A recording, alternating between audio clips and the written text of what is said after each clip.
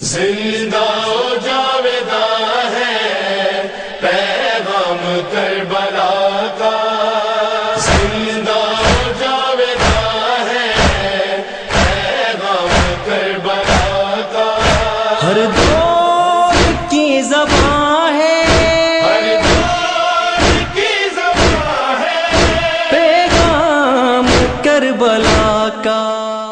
لا حول ولا قوة إلا بالله العلي العظيم، حسبنا الله ونعم الوكيل، نعم المولى ونعم النصير۔ أعوذ بالله من الشيطان الرجيم، بسم الله الرحمن الرحيم۔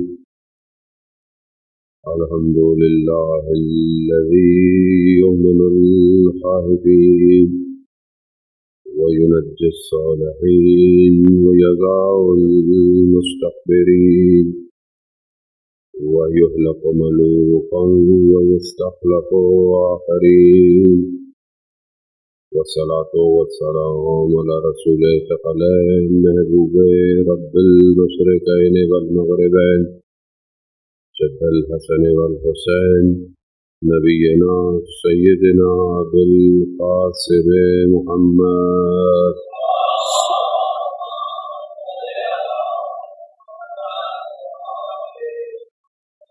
وعلى آله الطيبين الطاهرين المعصومين، لا سيما بقية الله في الأرضين، روحي وأرواحنا لتراب مقدم الفدا، ولعنة الله على أعدائهم أجمعين۔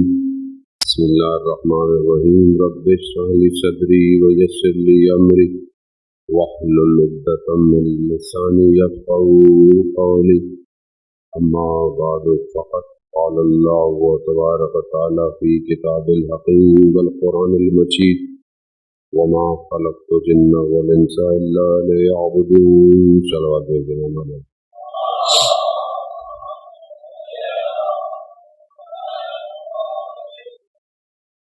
عزاداران سید الشہداء، وہ رات آ گئی جس رات کا آپ کئی دنوں سے انتظار کر رہے ہیں۔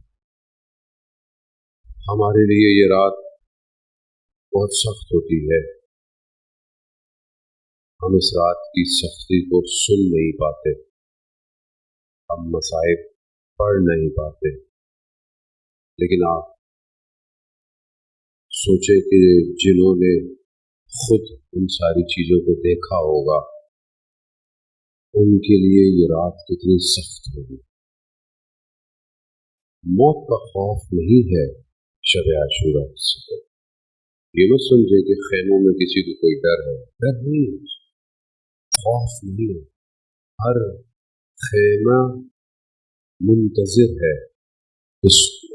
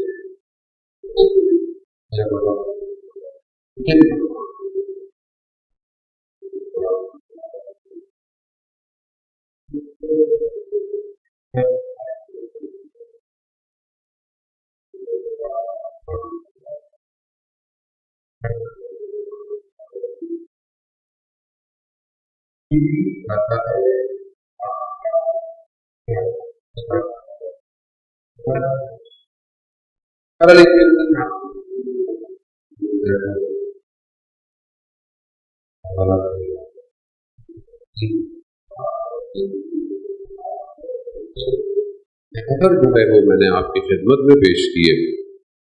اور آپ نے بھی بڑے احسن طریقے سے جو ہے وہ غور اور فکر سے دیکھا.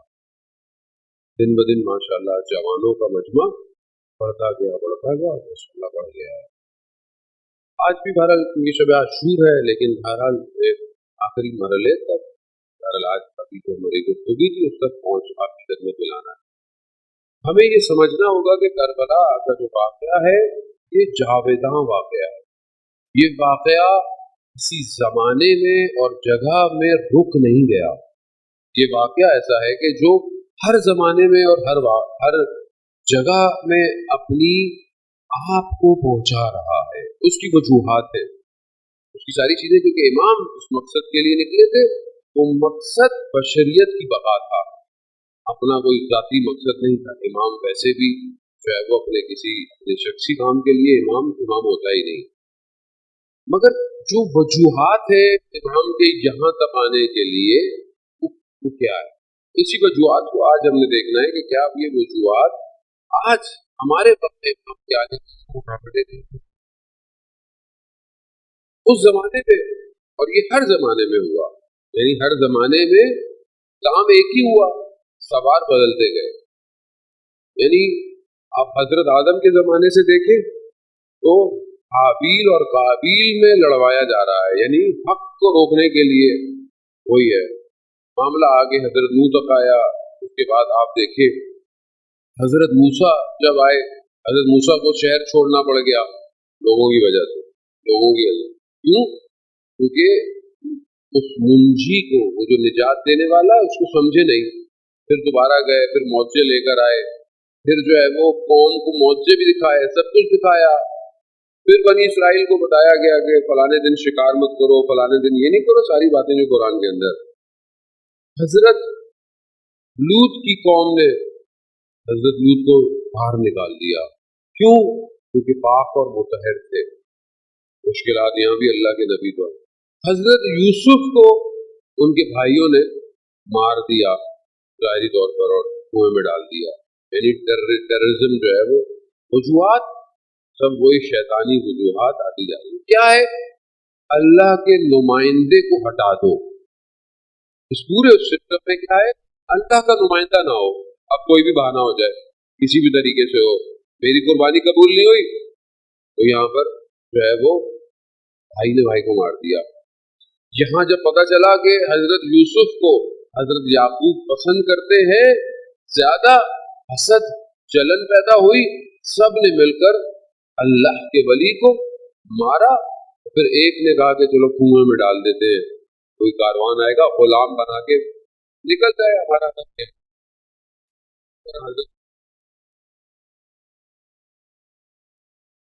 حضرت صالح کی روحنی معجزہ پہاڑ توڑ کے باہر آئی، مگر شکی ترین شخصوں نے اس روحنی کی مطابق کیا. کیوں؟ اللہ کا نمائندہ. یہ شروع سے چلتا آ رہا. یعنی امام جو ہے معاشرے کا کہ جس کے ہاتھ میں امت کی بھاگ دوڑ ہے، اسے کسی طریقے سے ہٹا دو، کچھ بھی کر لو اس کے لیے. امام ستیزی جو ہے یہ دشمن کا پہلا حربہ ہے، یاد رکھیے گا. امام لوگ نہیں چنتے اسے. جو اصل امام ہے، امام تو مسجد کا بھی ہوتا ہے، آپ بولے نہیں وہ مسجد کا امام الگ ہے، سارے امام الگ ہے، یہ بھی ذہنوں میں نہیں ہو. امام یعنی امام وہ جو امامت جو خدا کی طرف سے دی گئی ہے، یعنی رسول کے بعد 12 امام ہیں اور انبیاء بھی اسی رسالت اور امامت کو لے کر آئے. وہ جو امام آ رہا ہے اس کو ہٹا دو.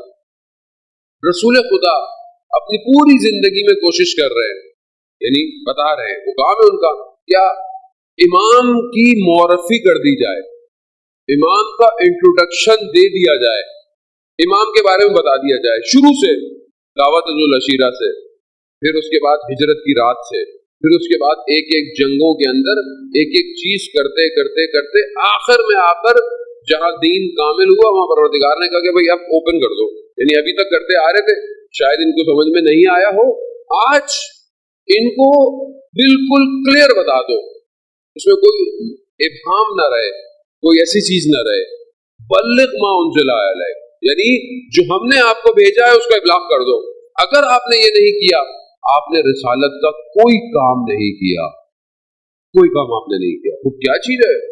پروردگار تیرا نبی 13 سال مکہ, شیب ابی طالب, ہجرت, جنگ بدر, جنگ احد, جنگ خندق, جنگ پتہ نہیں کتنے غزوے, یہ ساری مشکلات, یہ سب کہا یہ ایک کام نہیں ہوا, رسالت کا کوئی کام نہیں ہوگا. کیوں؟ کیونکہ قیامت تک کے لیے پروردگار ایک نظام دے رہا ہے.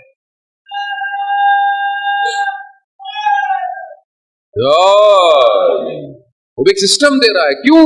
وہ خالق ہے, جانتا ہے اپنی مخلوق کو راستہ کیسے دکھانا ہے. تو بھی سسٹم دیا امام.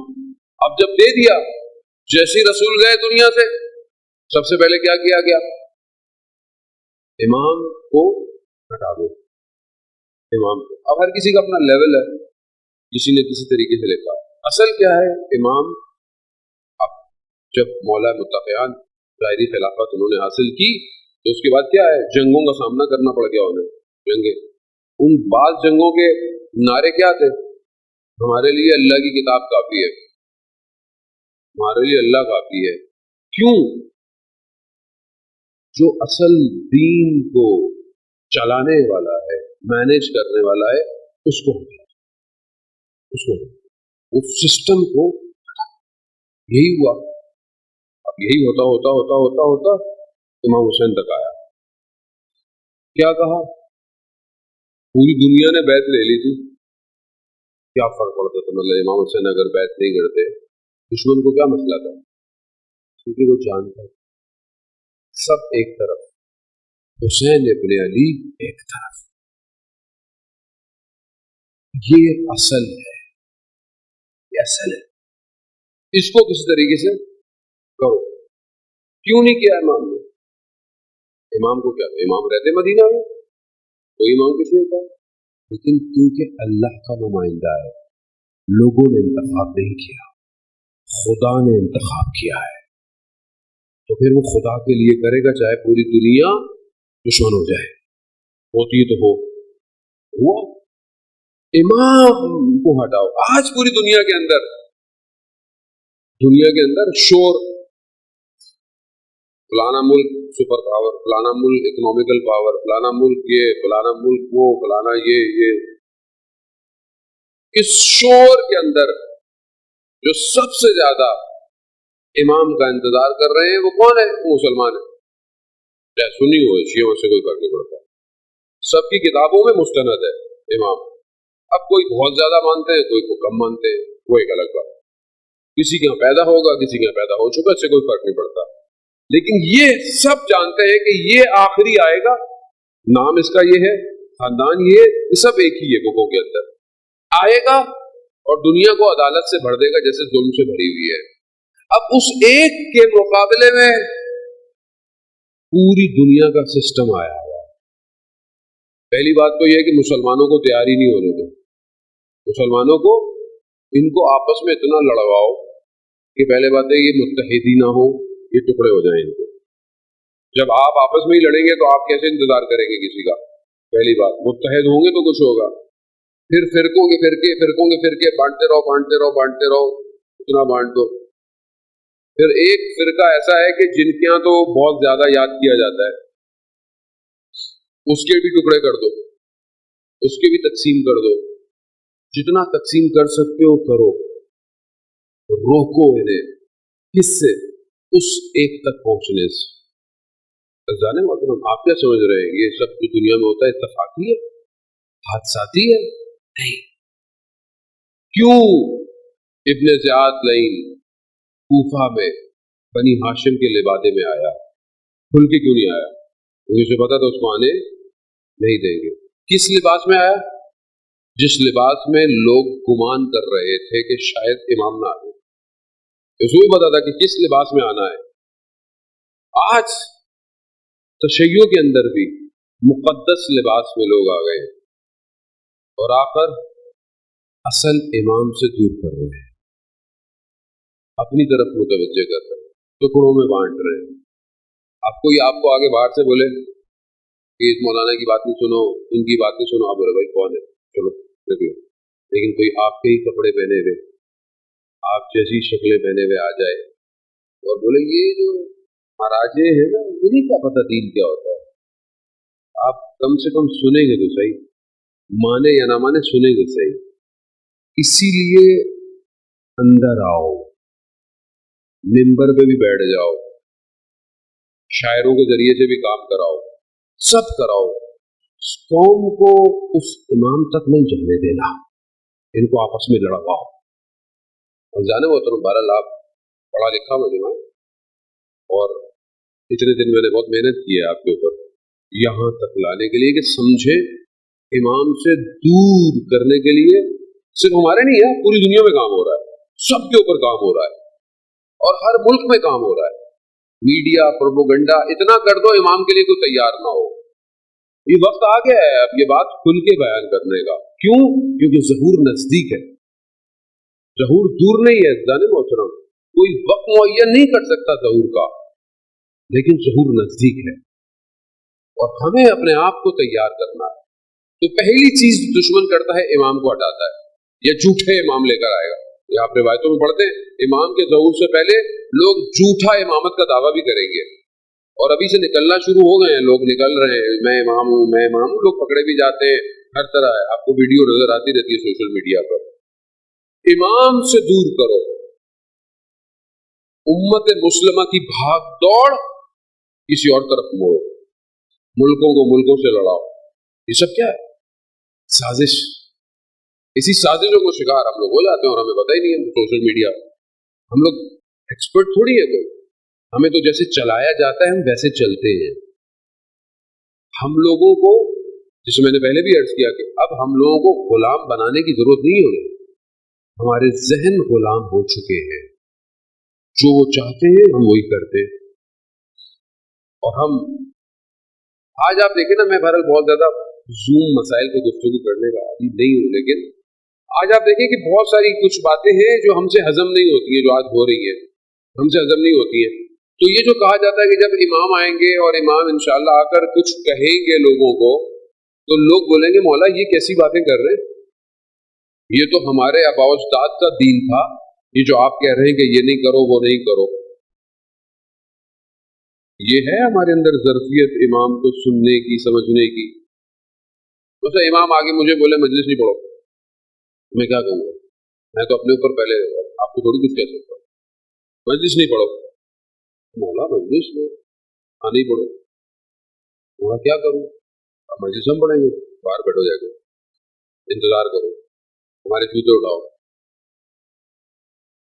آپ بھی بولے گا لیکن یہ تو بہت اچھی بات ہے، اگر امام اللہ کرے ایسی نوکری دے دے ہمیں، خدا کرے کہ امام ایسی نوکری دے دیں، امام کے جوتے اٹھا کے آدمی چلتا رہے ساتھ ساتھ، اور کیا چاہیے آدمی کو. لیکن اللہم صلی علی محمد، لیکن کوئی ایسی چیزیں جو آج ہم کرتے ہیں بہت سارے معاشرے کے اندر رائج ہیں، امام آگے بولے نہیں کرو، کیا بولے گا؟ مولا آپ سے زیادہ دین جانتے ہیں، آپ کو کیا پتا مولانا. ہم مولانا کو جب بولتے ہیں مولانا یہ تو انچولی ہے، یہ ابروہا ہے، یہ فلانا ہے، آپ کو کیا پتا. امام کو بھی یہی کہیں گے. امام ہے جرت ہماری، امام کی تلوار بہت تیز ہے، ہمیں ڈرایا بھی تو جاتا ہے امام کی تلوار سے. یہ بھی ایک غلط کانسیپٹ ہے معاشرے کے اندر. یہ امام آ کر گردن ہے، امام رحمت الہی کا مظہر ہے، مظہر ہے. وہاں تو ہر لمحے ایک حر کا انتظار ہے. یہ بھی ہمارے ذہنوں میں غلط کانسیپٹ ڈالا گیا ہے. کیوں ڈالا گیا ہے؟ اصل امام کو دور کرو، دور کرو. یہ دور کیا گیا سے امام سے. دشمن پوری طاقت لگا رہا ہے امام سے دور کرنے کے لیے.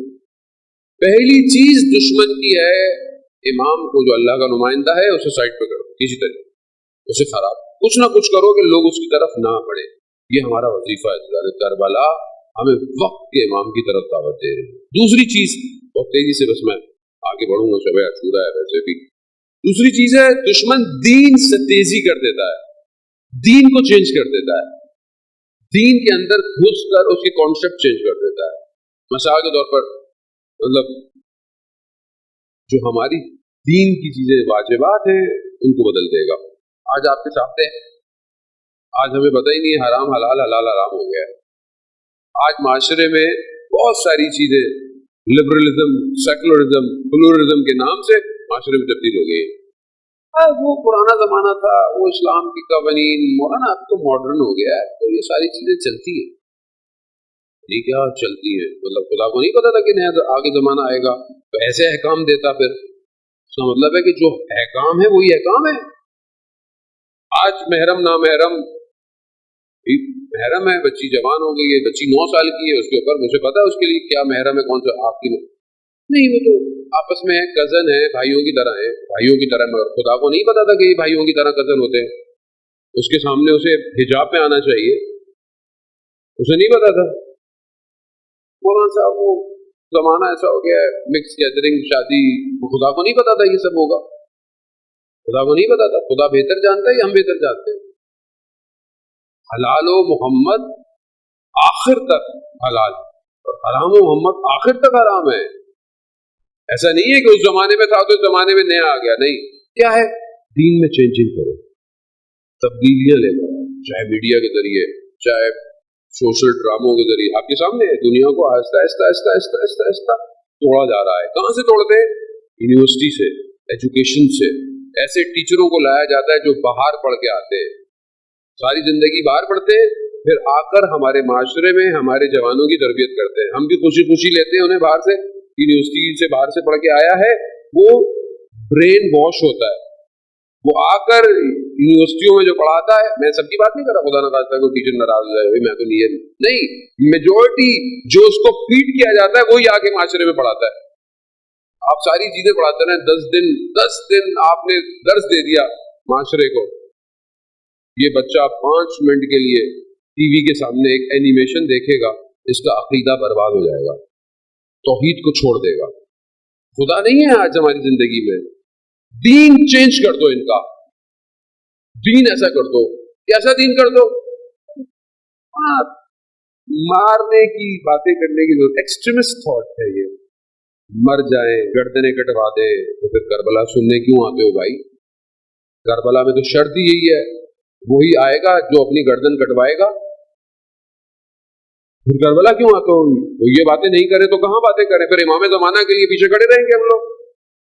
مولا نہیں, وہ ہم تو او لیول اے لیول پڑھتے تھے, ہمیں تو نہیں سکھایا گیا, ہم تو آئٹس دے کے باہر یونیورسٹی میں پڑھنے جانا چاہتے ہیں. مولا یہ بتائیں گے آپ امام؟ آپ پڑھیں ساری چیزیں, لیکن بچے کو بتائیں بیٹا دنیا میں کسی مقام پہ پہنچ جاؤ, جب نعرہ لگے گا نا انا بقیت اللہ کا, چھوڑ کر آنا ساری چیزوں کو. لبیک یا مہدی, لبیک یا مہدی,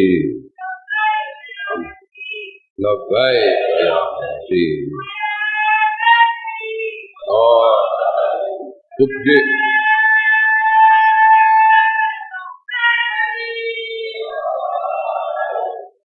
یہ سکھائیں بچے کو.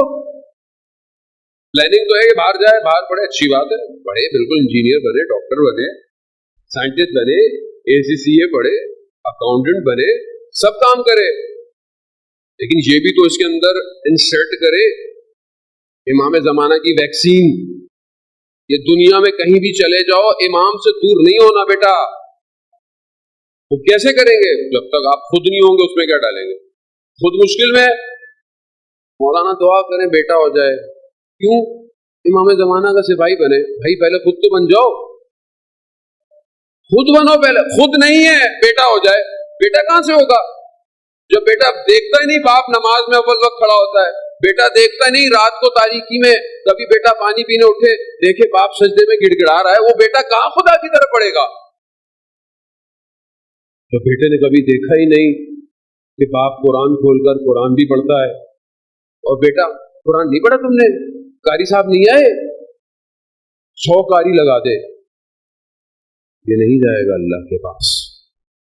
اس نے چھپ کے باقی سارے کام کرنے. خود امام تک پہنچے, جانے دین تبدیل نہ کرے ماڈرن زمانے کے چکر میں. کوئی زمانہ ماڈرن نہیں ہے, زمانہ ایک ہی ہے. دستور بدل گئے, جگہ بدل گئی ہے. اس لیے امام زمانہ کہا جاتا ہے. یاد رکھیے گا ہر زمانے کا امام ہے وہ. ایسا نہیں ہے کہ 1100 سال پہلے امام تھا. اللہم صلی علی محمد. دشمن کا کام ہے دین تبدیل کرو, دین کی ویلیوز چینج کرو. دین خواتین کے لیے کیا کہہ رہا ہے اس کو بدلو, دین بچوں کے لیے کیا کہتا ہے اس کو چینج کرو, احکامات توڑو, آگے کی طرف بڑھو. دنیا ترقی کر رہی ہے, دین بیکورڈ ہے. یہ ساری چیزیں کہاں سے انسرٹ کرتا ہے؟ میڈیا سے کرتا ہے. میڈیا کے ذریعے بچوں کے ذہن, اسکول کے ذریعے, کورسز کے ذریعے, ایجوکیشن کے ذریعے سے بچوں کو تباہ کیا جاتا ہے. ہم کیا کر رہے ہیں؟ ہم کیا دے رہے ہیں آج معاشرے کو؟ ہم ہماری یونیورسٹیز, ہمارے کالج, ہمارے اسکول کیا تربیت کر رہے ہیں کہ نہیں کر رہے؟ میڈیا تربیت کر رہا ہے کہ نہیں کر رہا؟ خوب یہ ہماری اپنی ذمہ داری ہے, کیونکہ ہم ہی لوگ ہیں عزیزان محترم. ہم ہی ٹیچر ہیں, ہم ہی پرنسپل ہیں, ہم ہی رائٹر ہیں, ہم ہی ڈائریکٹر ہیں, ہم ہی کیمرہ مین ہیں. ہم سب ہم ہی ہیں. باہر سے کوئی نہیں آیا ہوا. شام سے کوئی نہیں آیا تھا کربلا, سب کوفہ سے آئے تھے. سب کوفہ سے آئے تھے. دین کو تبدیل کرو. یہاں دین کی بات آئی تھی. یہاں آنے والا شخص رسول کے احکامات کو ختم کر رہا تھا. کہا کوئی وحی نازل نہیں ہوئی, یہ بنی ہاشم کا ڈھونگ تھا. رسول کے منبر پر بیٹھ کر یہی باتیں کر رہا تھا. کیا کیا؟ دین ختم کیا, دین کو توڑا, حرام کو حلال اور حلال کو حرام کر رہا تھا. کون اٹھتا؟ کس کو درد تھا؟ کون اس درد میں کھڑا ہو سکتا تھا؟ کوئی نہیں, صرف وہ جس کے گھر میں دین اترا تھا وہی آ سکتا تھا. السلام علیکم یا اہل بیت النبوہ, اے وہ گھر جو نبوت جن کے گھروں میں آئی. وہ معدن الرسالہ, وہ گھر کے جو معدن الرسالہ ہے. وہ مختلف الملائکہ, کہ جہاں ملائکہ کی آمد و رفت ہے وہی اٹھے گا. کسی اور کی جرت نہیں تھی اٹھتا. کیوں اٹھتا؟ اٹھا نہ خود پورے کنبے کو لے کر آیا کربلا. تیسری چیز, مقدس ذات جو ہوتی ہیں دین کی, ان کا احترام ختم کر دیا جائے. یہ دشمن کی سازش ہوتی ہے. خانہ کعبہ مقدس ہے, مقدسات ختم کرو. کیا کیا انہوں نے؟ اس وقت خانہ کعبہ میں بھی حملے کیے, بعد میں مقدسات, احترام چیزوں کو ختم کر دو. آہستہ آہستہ ایسے جملے, ایسے الفاظ, ایسے کام کرو کہ دین کی جو مقدس چیزیں ہیں وہ لوگوں کے دلوں سے احترام ختم ہو جائے. اور کون سا مقدس چیزیں ہوں؟ جھوٹے مقدسات دلوں میں ڈالو ان کے. یعنی رات شام شب عاشورہ کیا غم ہونا چاہیے امام کے لیے کہ ریا کریں آگے کی طرف, اور ہمیں الجھا دو ادھر ادھر کی بات دوسری چیزوں میں, چھوٹی چھوٹی چیزوں کے اندر. آپ دیکھتے ہوں گے فارورڈ میسج آ رہے ہیں, یہ کیا ہو رہا ہے, وہ کیا ہو رہا ہے, اس طرح کیا ہو رہا ہے. یہ کیا ہے؟ یہ بے بصیرتی ہے. یہ اصل ہدف سے آج دور کرنا ہے. ایسے آپ کا ذہنی سی میں لگ جائے گا, اور دشمن الگ کوشش کرتا ہے کوئی نہ کوئی حالات خراب کرنے کی ظاہری. اسلام امنیت کا دین ہے. اسلام کبھی بھی خرابی کی دعوت نہیں دیتا. امنیت کا, جو اسلام میں آ گیا وہ امن میں, چاہے نان مسلم ہی کیوں نہ ہو, نان مسلم کو بھی امنیت دیتا ہے. تو یہ کیسے ہو سکتا ہے؟ تو جو خرابی کر رہا ہے اس کا تعلق اسلام سے نہیں ہے. چوتھی چیز, عدالت کو ختم کرتا ہے, انصاف کو ختم کرتا ہے. کس چیز نے میرے مولا کو کوفہ میں شہید کرا دیا؟ عدالت نے. ایسی عدالت کہ بیت المال میں اگر بھائی بھی مانگ رہا ہے تو بھی نہیں دیا. جو حق بنتا ہے وہی دیا جائے گا. اس حق نے حضرت علی کو تنہا چھوڑ دیا. عدالت ختم کرتا. معاشرے میں عدالت ختم. عدالت نہیں ہے. جو دل چاہے جس کو جو دے دو, جس کو دو, کسی پہ ظلم کرنا ہے ظلم کرو, یہ کرو. آج دنیا میں دیکھیں آپ, ظلم اور ستم. آج دنیا کی دولتیں حکومتیں کیا کرتی ہیں؟ جو آتی ہیں وہ اپنے لوگوں کو اوپر لے آتی ہیں, باقیوں پہ ظلم اور ستم ہے. عام آدمی پستا ہے دنیا کے پورے سسٹم میں, کوئی فرق نہیں پڑتا, چاہے وہ ویسٹ ہو چاہے وہ ایسٹ ہو, کیونکہ دنیا کا سسٹم ہے. اصل سسٹم الہی سسٹم. اگر دنیا کو نجات چاہیے تو اسے الہی سسٹم کو ایکسپٹ کرنا پڑے گا. اور وہ الہی سسٹم اس وقت کوئی اور نہیں، وقت کا امام ہے، وہ امام کہ جس کے لیے حدیث معراج میں رسول خدا حضرت محمد مصطفیٰ صلی اللہ علیہ وآلہ اللہم صلی علی محمد رسول خدا معراج پہ گئے، معراج پر رسول خدا کو نور دکھائے گئے، کچھ نور ہیں جو گرد دائرے کے اندر ہیں اور ان میں ایک نور بہت روشن ہے، بہت چمک رہا ہے۔ رسول خدا نے ایک ایک کر کے پوچھا، ایک ایک کر کے سب کا بتایا گیا، کہا یہ کس کا نور ہے؟ پروردگار نے کہا اے احمد یہ میرے آخری کا نور ہے، میں اس سے محبت کرتا ہوں، تم بھی اس سے محبت کرو، یہ میرے حلال کو حلال کرے گا، یہ میرے حرام کو حرام کرے گا۔ یعنی اس معراج سے اس نور کو دکھایا گیا۔ عزیزان محترم، ہم خوش قسمت ہیں، آپ یاد رکھیں، ہم جس امام کا انتظار کر رہے ہیں نا، انبیاء ان کا انتظار کر کے گئے ہیں۔ حضرت یوسف نے بھی اپنے آخری وقتوں میں حضرت خضر کو یہ کہا کہ میرا سلام دیجیے گا۔ بیان ہوا حضرت خضر سے کہ آپ اتنی لمبی طولانی عمر آپ کو کیسے ملی؟ کہا آب حیات ہے نا، ان آب حیات یعنی ایسا پانی جو زندگی ہے وہ پیا ہے میں نے۔ آب حیات کیا ہے؟ ان سے پوچھا کہ آب حیات کیا ہے؟ کہا آخری کی نوکری آب حیات ہے۔ تبھی حضرت خضر جو ہیں وہ ابھی تک زندہ ہیں۔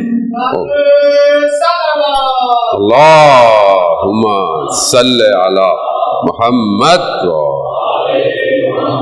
خوب ہم اپنے آپ کو تیار کریں عزیزان محترم، ہم امام کے لیے زندہ ہیں، ہماری جانیں امام کے لیے ہیں، ہمارا سب کچھ امام کے لیے۔ اپنے آپ کو امام سے قریب کریں، خود قریب ہوں، خود اپنے لیے دیکھیں کہ میں امام کے دن میں کتنا قریب ہوں، میں کتنا امام کو یاد کرتا ہوں، میں جو پڑھ رہا ہوں، بزنس کر رہا ہوں، جاب کر رہا ہوں، کام کر رہا ہوں، کیا یہ سب امام کی طرف مجھے لے کے جا رہا ہے کہ نہیں لے کے جا رہا؟ خوب ہم کس طرح امام تک جو ہے وہ امام کی خدمت میں جو ہے وہ پہنچے؟ لوگ کیسے پہنچے؟ لوگ تڑپتے رہے کہ کوئی ایک دیدار ہو جائے، کوئی ایک زیارت ہو جائے۔ لوگ ساری زندگیوں سے، آج 1100 سال سے زیادہ کا عرصہ گزر گیا، امام نہیں آیا۔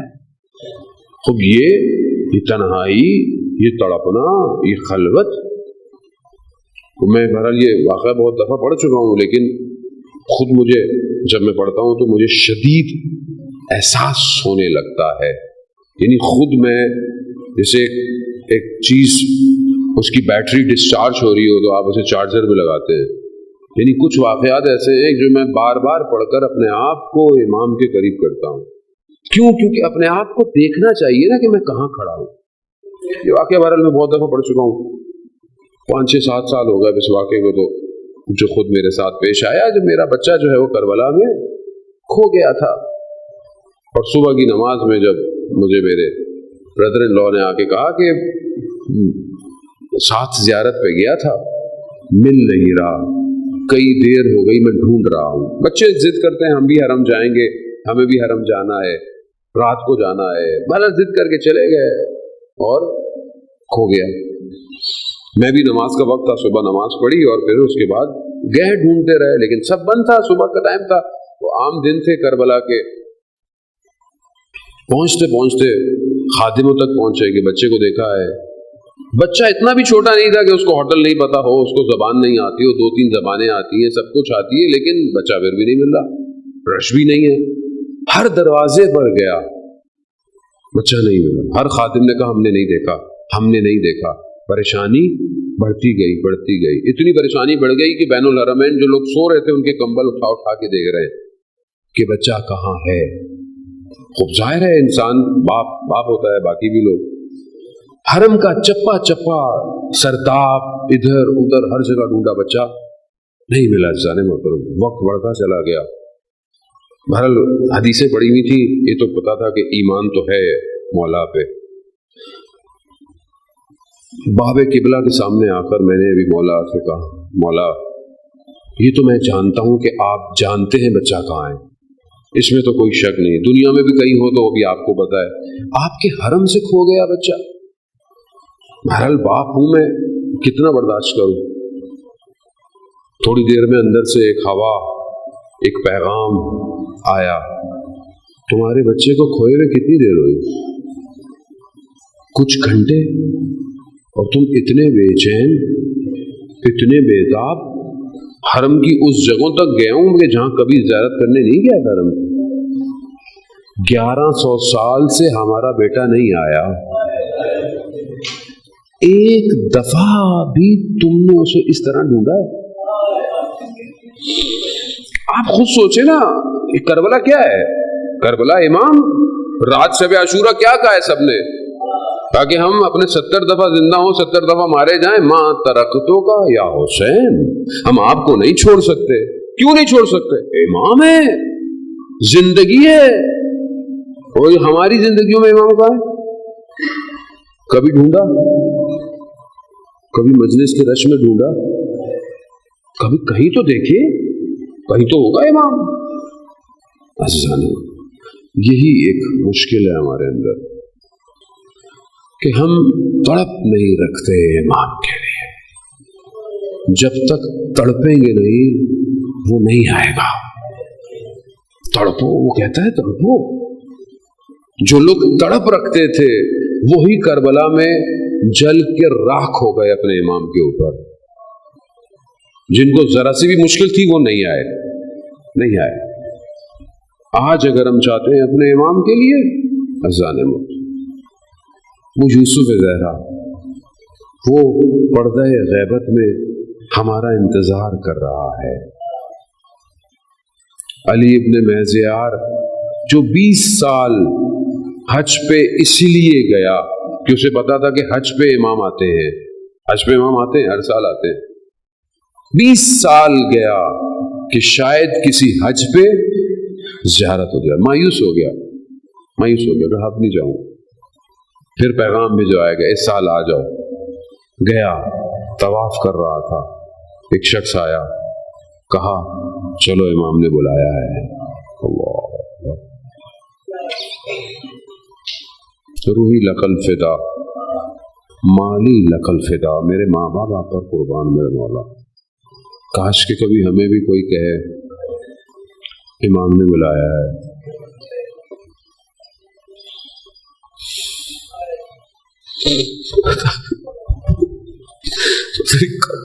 کب ہوگا ایسا؟ زندگی قبر کی طرف تیزی سے بڑھ رہی ہے، کب کوئی واقعی کہے گا کہ امام نے بلایا؟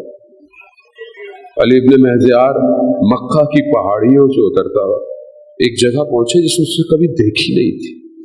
جب وہ وہاں پہنچا بولا یہ جگہ تو میں نے پہلے کبھی دیکھی نہیں۔ ایک خیمہ، خیمے میں جیسے ہی اندر داخل ہوا کیا دیکھا؟ امام بیٹھے ہوئے۔ امام نے کیا فرمایا؟ علی ابن مہزیار، ہم تمہاری زیارت کے مشتاق تھے۔ اللہ اکبر! ارے امام کسی کو یہ فرمائے کہ ہم تمہارے دیدار کے مشتاق تھے، ہم تمہیں دیکھنا چاہتے تھے، ہم تم سے ملنا چاہتے تھے۔ علی ابن مہزیار بیٹھ گیا، مولا میں 20 سال سے آ رہا ہوں، آپ کہہ رہے آپ میری زیارت کے مشتاق تھے؟ کہاں علی، تمہارے اعمال ہمارے اور تمہارے درمیان میں رکاوٹ تھے۔ میں کیا کروں؟ یہ ہمارے لیے بھی یہی، میں آپ کو تو نہیں کہہ سکتا، اپنے آپ کو کہہ سکتا ہوں، امام کی یہی آواز آئے گی کہ ہم تو تمہیں ملنا چاہتے ہیں لیکن تمہارا عمل روک رہا ہے۔ عزاداران موت، یہی فرش عزا ہے جہاں آدمی حر بن جاتا ہے۔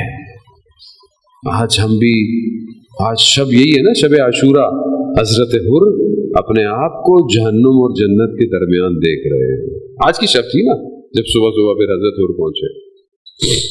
ہم بھی گناہگار ہیں، خطاکار، ہم بھی آج کی شب اپنے مولا سے کہیں مولا ہمیں اپنے خیموں میں بلا لے، تو کب تک اس دنیا میں آپ کے بغیر زندہ رہیں گے مولا؟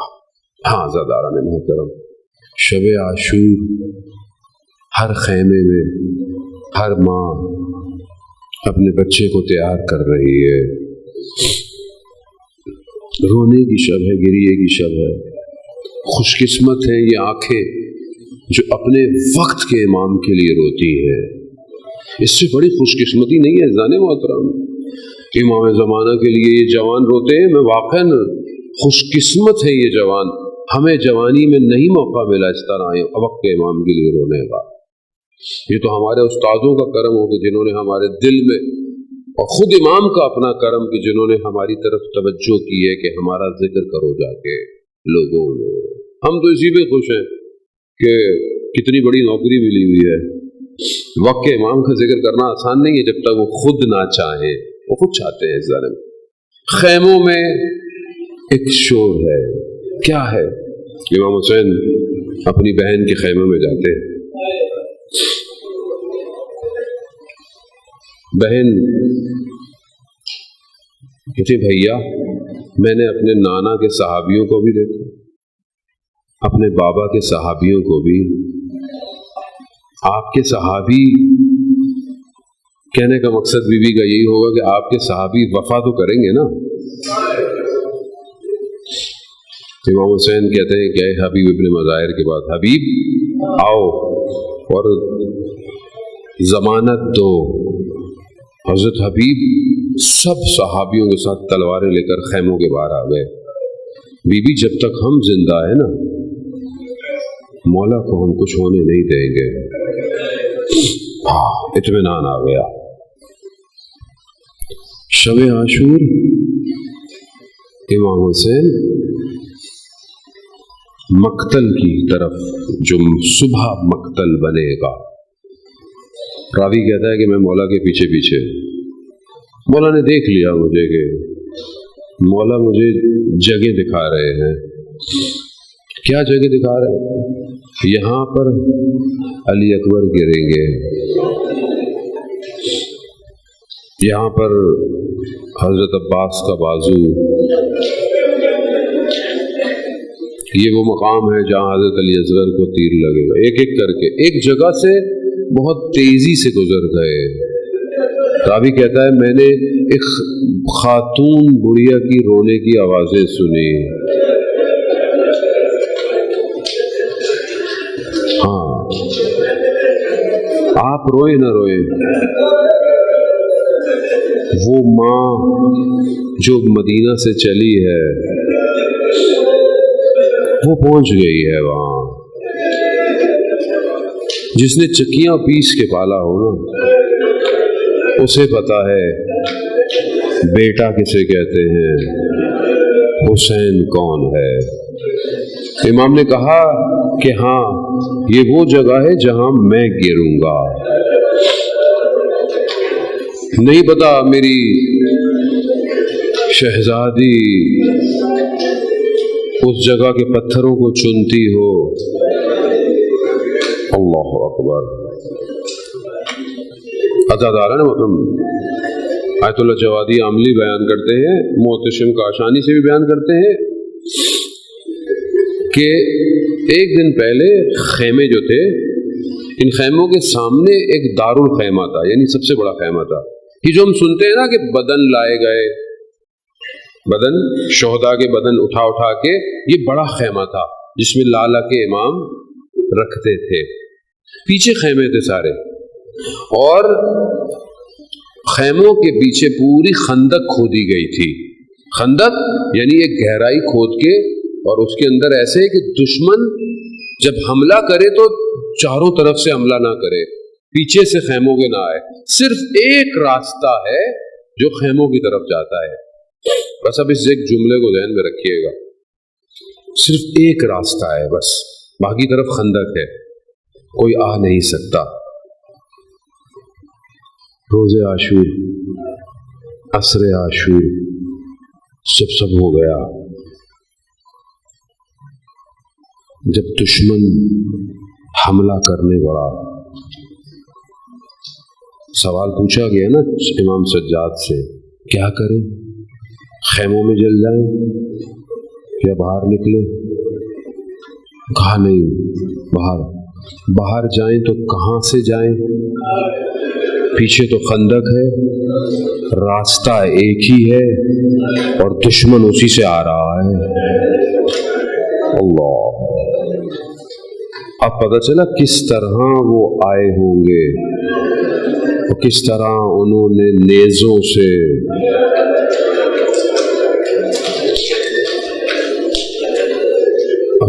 خدا آپ کو اس کا اجر دے، ازادارانہ مطلب۔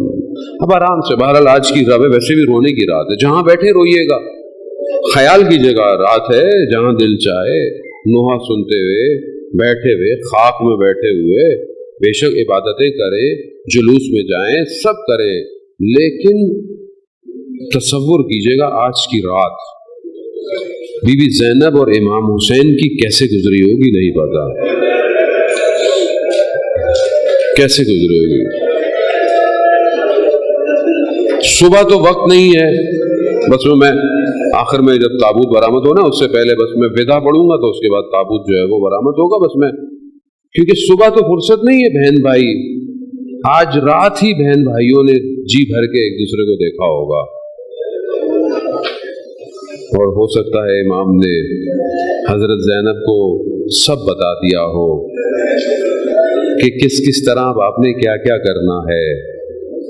ہاں بڑی ذمہ داری ہے، ام المصائب ہے وہ بیوی، ام المصائب آسان نہیں ہے، بہت بڑا درجہ ہے۔ اس لیے ہر امام جو ہے وہ اپنی پھوپھی کے لیے سلام کرتا ہوا نظر آتا ہے۔ اسلام کو امام حسین کی قربانی اور بی بی زینب کی اسیری نے بچایا ہے، بچایا۔ روز عاشور ایک ایک کر کے بدن آتے رہے، آتے رہے، یہ نہیں پتا تھا کہ امام کے جانے کے بعد کیا ہو رہا ہے، کیونکہ پھر فرصت نہیں ملے گی، پتہ نہیں زندگی رہے نہ رہے۔ شام غریبوں تو میں خیر یہاں موجود نہیں ہوں، چلا جاؤں گا میں کراچی سے، لیکن بس ایک بچی کے تھوڑے سے مصائب سنتے جائیے گا۔ یہ بچی صبح سے دیکھ رہی ہے، جو گیا ہے وہ واپس نہیں آیا۔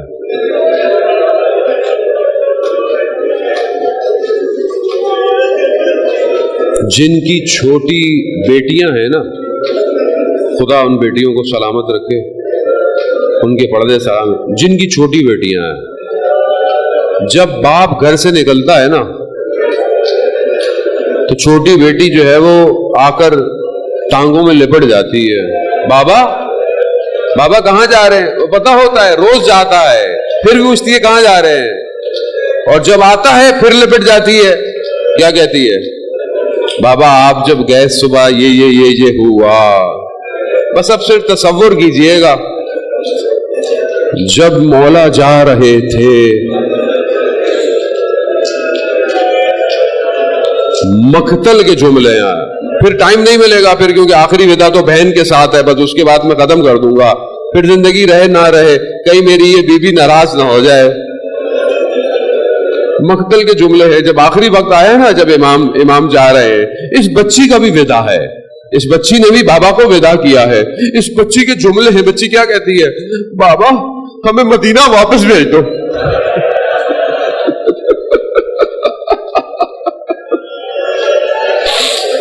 بابا ہمیں مدینہ واپس۔ لیکن امام حسین کیا کرے؟ کہا بیٹی اب دیر ہو چکی ہے، نہیں پتا، آپ یقین کریں آپ تصور نہیں کر سکتے، کچھ دیر میں نے زندگی میں کوشش کی کہ میں ایک لمحہ تصور کروں، میں پھٹ گیا، مجھ سے برداشت نہیں ہوا، میں نے ہاتھ جوڑا، میں نے کہا ہم کربلا تصور نہیں کر سکتے۔ کیسے باپ بیٹی سے جدا ہوا، صرف ان آنکھوں کو ذہن میں رکھیے گا، کس حسرت سے وہ بیٹی بابا کو دیکھ رہی ہے۔ بابا بابا گیا، میرے مولا گئے، بس اب میں بہت تیزی سے شام کے زندان جاتا ہوں۔ مصائب بات کے ہیں، لیکن آج آپ کو سناتا ہوں، جب اتنا سفر گزرا بابا بابا ہوا، تشت آیا، تشت ملا، شاید کھانا ہوگا، شاید کوئی چیز ہوگی، کپڑا ہٹا، بریدہ سر ہے، زلفیں ہٹی ہوئی، زخموں کے نشان ہے، لبوں پہ تازہ نشان تھے. جب باپ کو دیکھا بچی سے برداشت نہیں ہوا، سر اٹھایا، ہونٹوں سے ہونٹ لگائے، بابا بابا آپ کے جانے کے بعد خیموں کو آگ لگی. بس ایک جملہ اور آخری مصائب کے مرائل. بی بی نے، شاعر نے بی بی کی زبان سے کہا، بابا اگر یہ مجھ سے مانگتے تو میں گوشوارے خود دے دیتی. خدا آپ کو اس کا اجر دے، خدا آپ کو اس کا اجر دے. ہاں زادہ محترم، بڑا سخت ہے. مقدر سردبیلی خود حرم امام رضا میں امام زمانہ سے جب ملاقات ہوئی نا تو امام نے مقدر سردبیلی کو کہا، مقدر سردبیلی کو، شیخ میں مصائب پڑھوں؟ کیا مصائب پڑھے؟ کہا کہ امام نے مولا کی زری کو دیکھا اور ایک آہ بھری صرف ایک جملہ کہا میرے مولا، میرے جد حسین، یہ شیخ اس کے شاگرد کیا جانے وہ ایک لمحہ جب آپ اپنی بہن سے جدا ہو رہے تھے. ہاں وہ وقت آیا، میرے مولا خیمے میں آئے ہیں، وہ کرتا جو ماں نے سنبھال کر رکھا تھا وہ کرتا دیا گیا. بہن بھائیوں میں نہ جانے کیا گفتگو ہوئی ہوگی. آخری نشانی ہے نا اپنی ماں کی، وہ اب جا رہی ہے. سوار ہوئے، سواری چلنا شروع ہوئی. پیچھے سے میرے مولا نے محسوس کیا کوئی آ رہا ہے. آواز سنی، کیا تھی؟ محلن محلن ابن زہرا، آہستہ آہستہ چلو زہرا کے لال. اب میرے مولا نے مڑ کر دیکھا تو بی بی زینب ہے. کہا بہن ابھی تو مل کر آیا ہوں. کہا مجھے ماں کی ایک بات یاد آ گئی ہے، ماں کا نام سننا. میرا مولا نیچے آیا. میری بی بی نے، علماء بیان کرتے ہیں، مولا کا جو ہے وہ امامے کا کپڑا ہٹایا، گلوں پہ بوسہ دینا شروع کیے. اب مجھے نہیں پتا ماں نے کیا سفارش کی تھی. ارے ماں جانتی تھی. اب تھوڑی دیر گزری، یہ چند قدم کے فاصلے پر اس چومنے کا راز سمجھ میں آیا. کند خنجر ہے، 12 ضربتیں لگی. انا للہ